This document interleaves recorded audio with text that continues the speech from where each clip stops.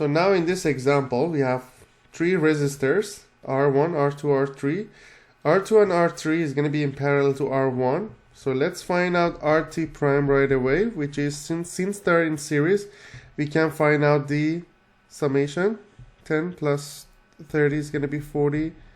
Oh, 40 and 40. So in total, RT total, if you want to find it, since in parallel, 1 over RT equals to 1 over 40 plus 1 over 40. 40 comes from here, 40 comes from here. It's going to be 2 over 40, which will be 1 over 20. So RT is going to be 20 ohm.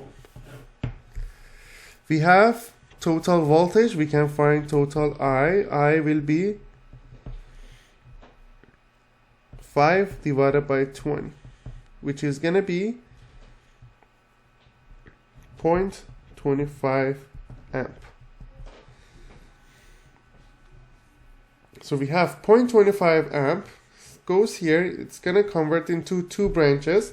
Since in total we have the same resistance, so I is distributed evenly. So I1 equals to I2 equals to I3, which is going to be equal to 0.25. Because 0.25 goes here, 0.25 goes here.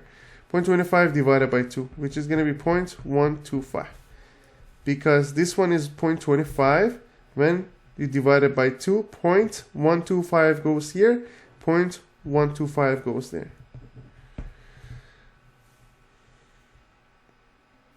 Now let's find out the voltage. Voltage, since they are in parallel, V1 equals to 5.